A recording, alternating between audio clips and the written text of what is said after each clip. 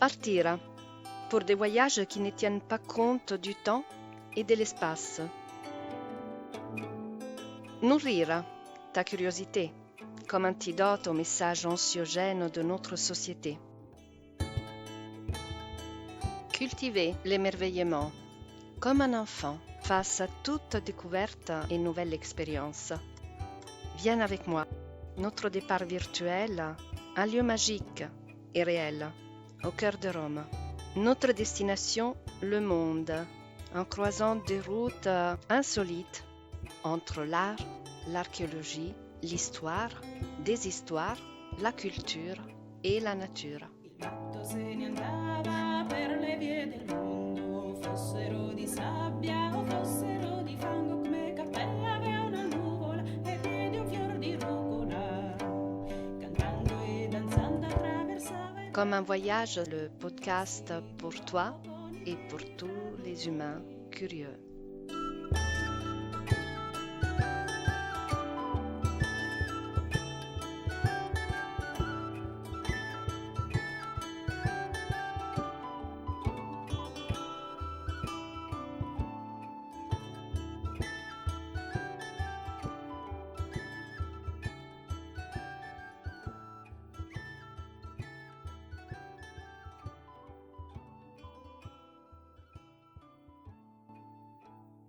Salve, bienvenue à nouveau dans la boutique de l'horloger de San Lorenzo, ce lieu qui a existé dans le passé et que deviendra pour nous à chaque fois le départ des voyages prévus pour chacun des épisodes de Comme un voyage.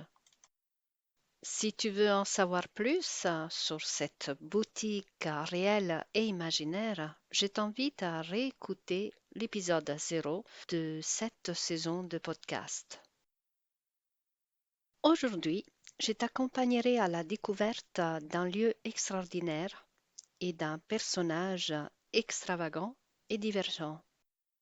Nous partirons de la boutique de l'horloger, comme d'habitude, mais sans trop s'éloigner. Nous resterons en fait dans l'Élastium, une région qui offre différents visages et avec des innombrables attractives. Des vestiges italiques, étrusques, médiévales, des bois et des sources, des rivières et des cascades, ainsi que de plages où le mythe se mêle à la beauté des dunes. Souvent, cette région est négligée par les touristes, qui lui préfèrent les beautés et la splendeur de sa capitale, Rome. Mais les grands touristes y l'ont visité et décrit et peint ces lieux anciens, sublimes, et qui gardent souvent le charme sauvage de la nature incontaminée, ensemble en richesse culturelle inépuisable. Mais je t'ai déjà parlé du Grand Tour dans l'épisode précédent. Aujourd'hui, je te propose autre chose.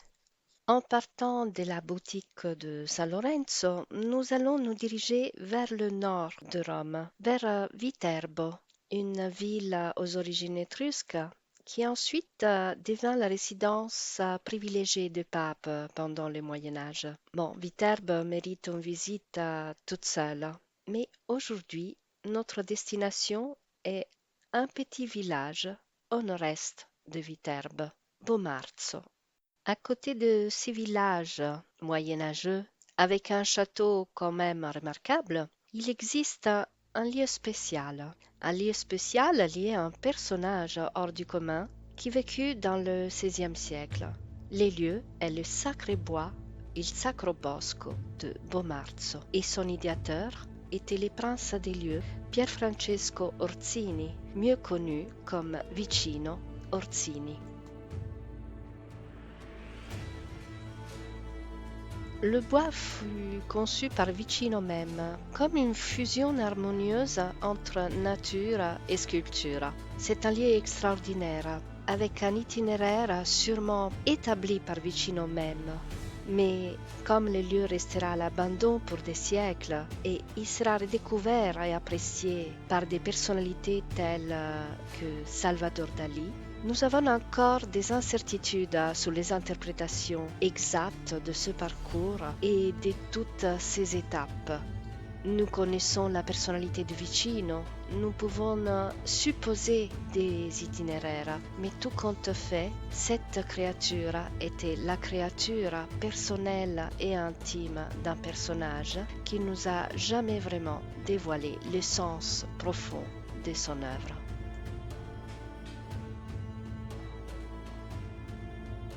Il Sacro Bosco, qui a été aussi appelé et qui est appelé encore aujourd'hui le parc de monstres, a été l'objet d'innombrables essais et des analyses, érudites, plus divulgatrices, mais très souvent fantaisistes. C'est vrai que la conception du bois est complexe et il était réalisé sûrement en forme de parcours. Parc initiatique avec des échos d'alchimie ou plutôt des évocations érudites et littéraires, lieu de divertissement de la cour de Vicino ou lieu de méditation. Les historiens de l'art et les savants ont proposé des interprétations de l'œuvre et de son parcours très nombreuses, et souvent en contraposition les unes avec les autres. En fait, tout a été dit. On a évoqué des analogies avec l'iconographie orientale en s'appuyant sur des explications plausibles. On y a reconnu des influences de l'art flamande ou la réalisation en tridimensionnel des œuvres littéraires les plus célèbres en Italie à cette époque, comme l'Hypnerotomachie de Polyphile ou la Jérusalem libérée de Torquato Tasso. Et en fait, lors d'un colloque international en 2017, promu par l'Université de la Touche à Viterbo et en collaboration avec la Sorbonne, tout a été reproposé et réanalysé.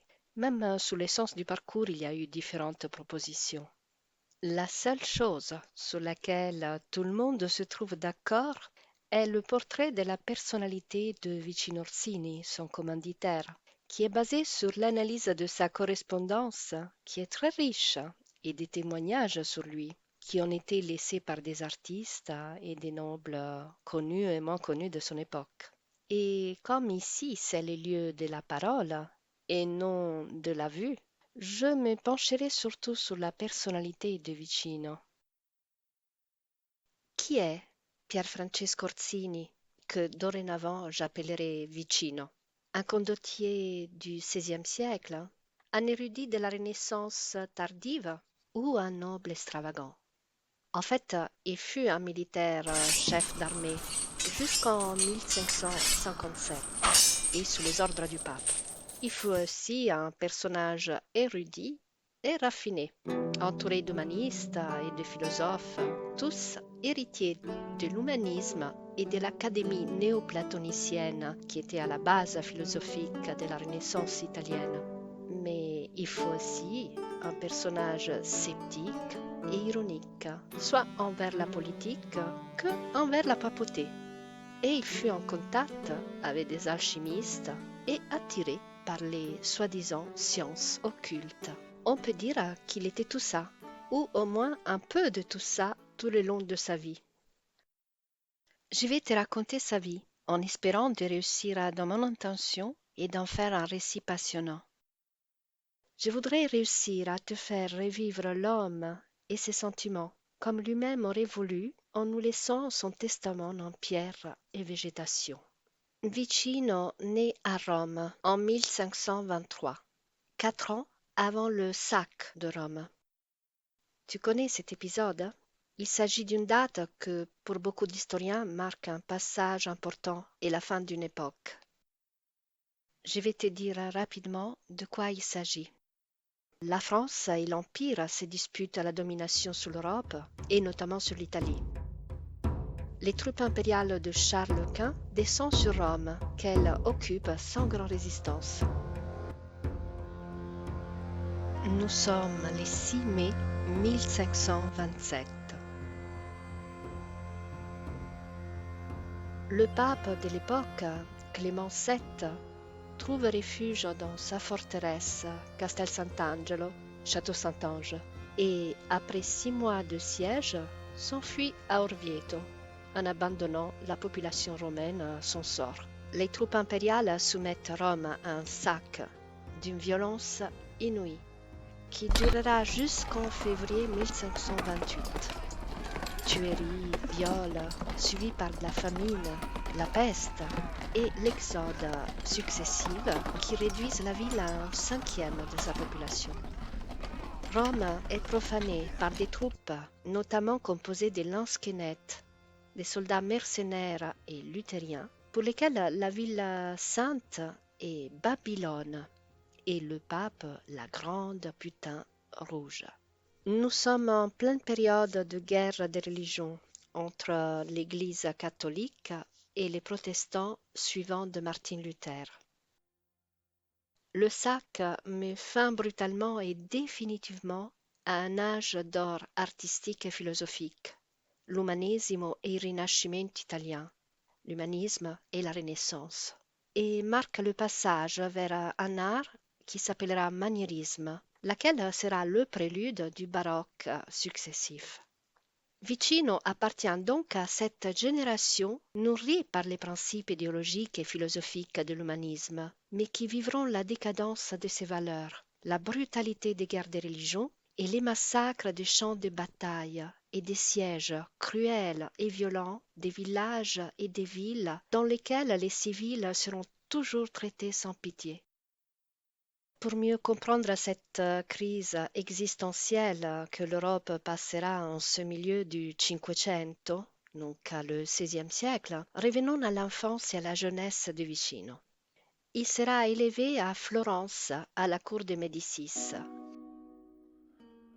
Il visitera Venise, une ville ouverte, libérale et indépendante, et il fréquentera les personnalités les plus brillantes et anticonformistes de l'époque.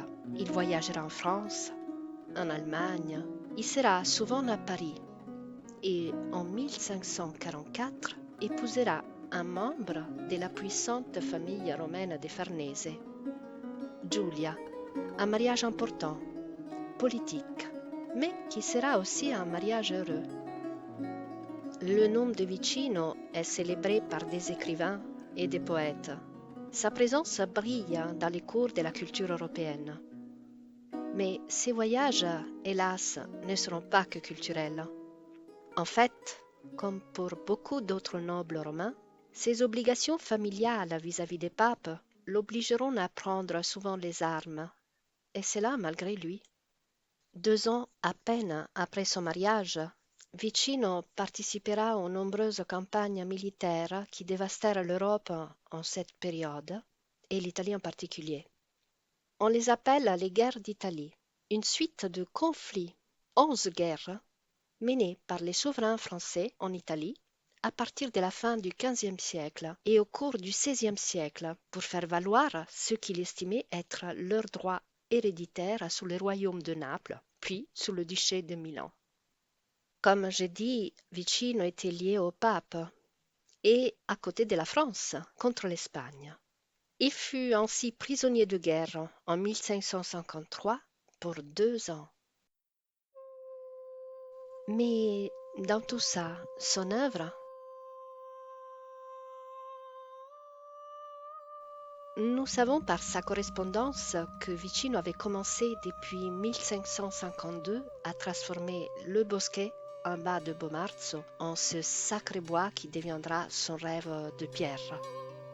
Et à chaque fois que les lourds événements de sa vie le permettront, c'est ici qu'il trouvera refuge. Et c'est dans la continuité de sa création qui engagera son énergie et sa créativité, comme un remède aux cruautés d'une époque. Lui-même témoignera sans cesse dans sa correspondance de la fonction compensatrice de son œuvre, qu'à la fin de sa vie deviendra presque sa seule raison d'être et sa consolation envers un monde dans lequel il ne trouve plus sa place. C'est lui-même qui témoignera de ses émotions et ses sentiments à travers sa riche correspondance. Et non mi resta altro refrigerio se non il mio boschetto, et benedico quelli danari che vi ho speso e spendo tuttavia. Et il ne me reste d'autre consolation que mon bosquet, et je bénis cet argent que j'y investi et que je dépense encore. Il mio boschetto, mon bosquet. Et encore. Se non gli stesse il mio bosco, io sarei solo in questo mondo. S'il n'y avait pas mon bois, je serais seule en ce monde. Cette seule raison de vivre, ce refuge des mots d'un monde qui collapse et dans lequel ils se sentent de plus en plus seuls, se fera encore plus urgent à partir de 1557. Cette année marque l'abandon de sa carrière militaire. Il s'agit d'un acte conscient qui suit un épisode bien précis. Cet épisode est l'ordre du pape Paul IV en 1557 de siéger, détruire et massacrer tous les habitants du bourg appelé Montefortino, coupable de trahison car allié aux Espagnols, ennemis de l'État du Vatican. Ce fut un véritable urbicide. Les mots urbicide dérivent du latin urbs, ville, et de caedere, couper, tuer. Et ça définit une pratique de destruction totale d'une ville, non en tant qu'objet stratégique, mais en tant qu'objet identitaire. En fait, avec un urbicide, on veut détruire l'identité d'un peuple, l'identité des citoyens. Eh bien, le pape voulait effacer à jamais la ville de Montefortino, son histoire et ses habitants. Il massacra toute la population civile, y compris les femmes et les enfants qui se réfugièrent dans l'église, et comme extrême acte symbolique, ordonna de labourer la terre sous les ruines de la ville et d'y semer du sel, car rien plus devait repousser sous les décombres de la ville.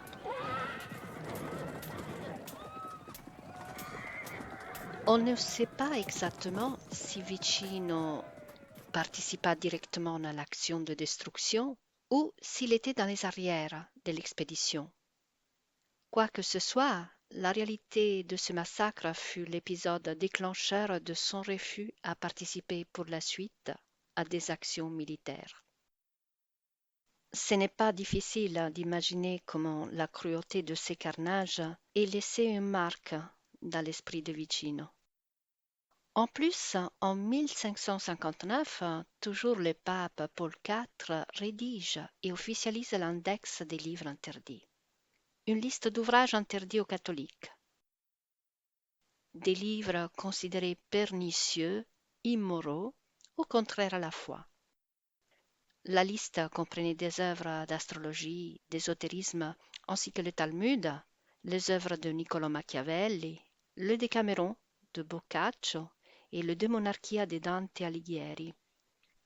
Comment ne pas penser que ce geste de censure et de contrôle obscurantiste sur la vie intellectuelle n'ait pas atteint l'esprit libre et curieux de Vicino. Et puis, seulement 2 ans après le massacre de Montefortino, meurt prématurément Giulia. Ces épisodes semblent marquer la vie de Vicino, au moins en nous basant sur sa correspondance. En effet, à partir de 1561, il mentionnera sans cesse son bosquet dans ses lettres, et jusqu'à sa mort, le sujet deviendra une sorte d'obsession, un refuge dans un monde qui collapse, son monde ainsi que son époque. Nous sommes en 1571, l'année de la bataille d'Élépinte. Il s'agit d'une autre date et d'un autre événement majeur pour l'histoire moderne occidentale. Si tu ne la connais ou tu ne te rappelles pas, je vais juste te dire que cette bataille navale vit l'affrontement d'une coalition chrétienne européenne et de l'armée ottomane. La bataille se terminera avec la victoire de l'armée chrétienne sur l'armée turque ottomane. Un moment crucial qui aura par conséquence la fin de l'expansionnisme ottoman vers l'Europe et l'érection invisible mais infranchissable entre l'Occident chrétien et le monde musulman. Mais pour Vicino, cette bataille victorieuse marque un autre deuil dans sa vie. L'un de ses enfants, Orazio, perdra la vie dans la bataille. Dans les Sacro Bosco, nous avons 2 témoignages de ces 2 deuils. Pour Orazio, un éléphant avec baldaquin monté d'un soldat. L'éléphant serre dans sa trompe le corps d'un légionnaire mort, un hommage à son jeune fils. Pour Giulia, un petit temple qui couronne le parcours sous la sommité du complexe. Un mausolée entre temple grec et édifice de la Renaissance avec sa coupole octagonale. À la fois monument funèbre et temple astrologique. L'étape finale est l'accomplissement du parcours.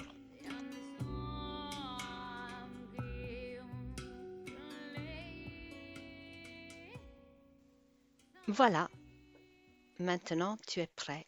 Nous descendrons du bourg de Bomarzo et nous traverserons une vallée accidentée parsemée de blocs rocheux en peperino, une pierre volcanique. Des dénivelés naturels avec des sentiers immergés dans une forêt qui parfois nous enveloppera et parfois s'ouvrira, permettant à notre regard de s'ouvrir aussi vers d'autres niveaux. Nous venons d'entrer dans le monde de Vicino, à jamais gravé dans la roche et livré à l'éternité. Tu n'y trouveras pas l'amour de la régularité et de l'ordre auquel la Renaissance est d'habitude associée. Ici, ce monde harmonieux et équilibré cède la place à la représentation surréaliste, grotesque parfois et décomposée. Une réalité insolite dispersée parmi les plantes et les arbustes. Il faut accepter l'inattendu et la surprise maintenant.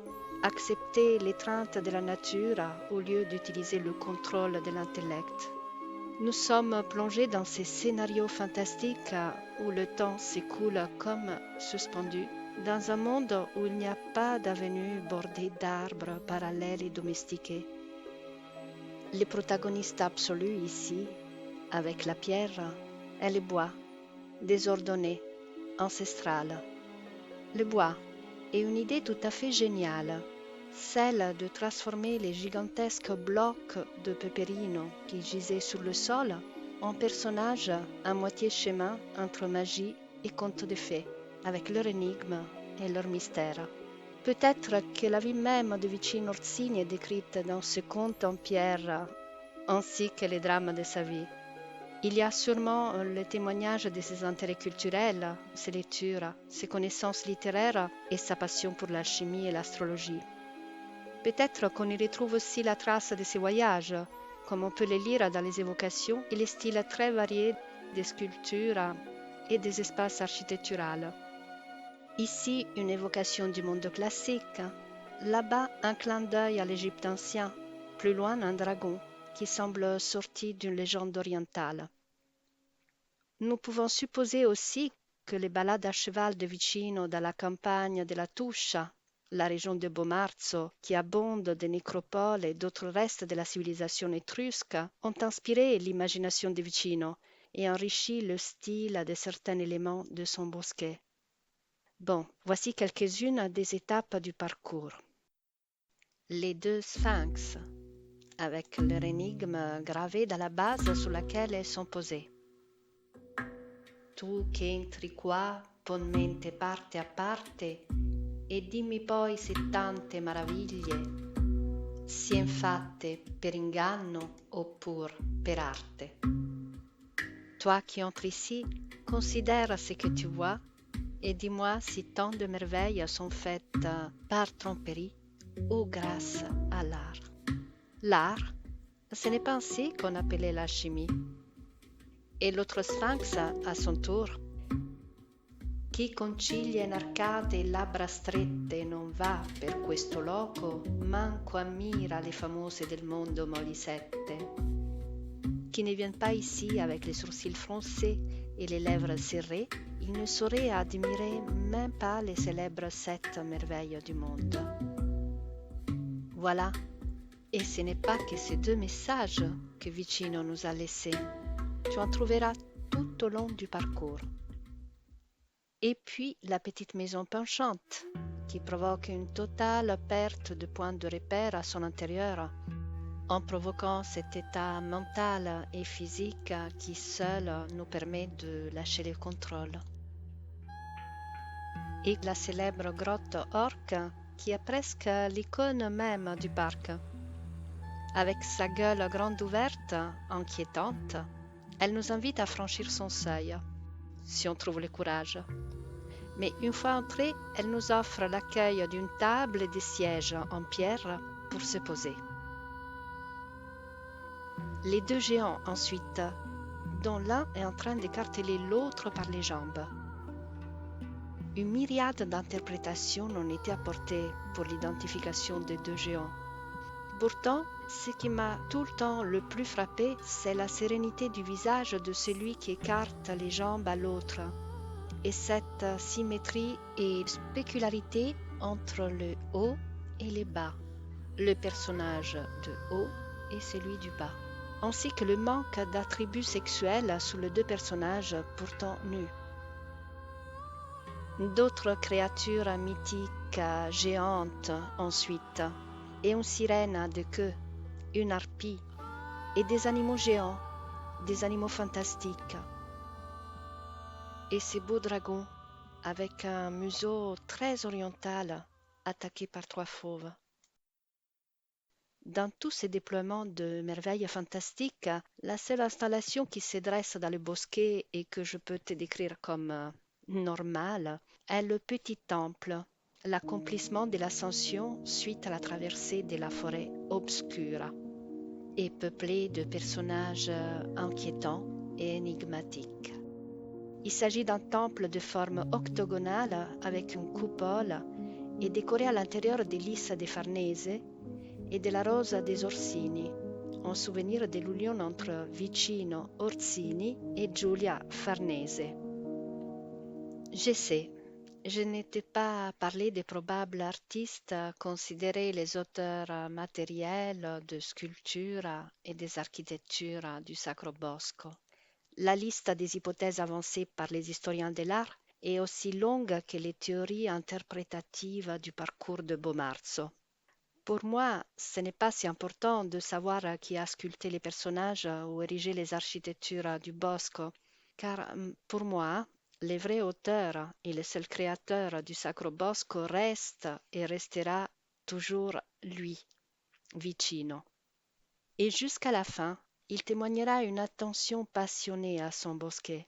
Il prévoit des améliorations, il parlera de son plaisir à s'y réfugier et à inviter des amis et des connaissances, et il imaginera aussi une nouvelle folie, comme lui-même l'a définie, mettre de la couleur dans les sculptures. Vicino meurt en janvier 1585 à Bomarzo. Après sa mort, l'oubli. Lentement, cette création si divergente et si fortement liée à la personnalité de son créateur sera laissée à l'abandon, deviendra pâturage de moutons et refuge de bergers.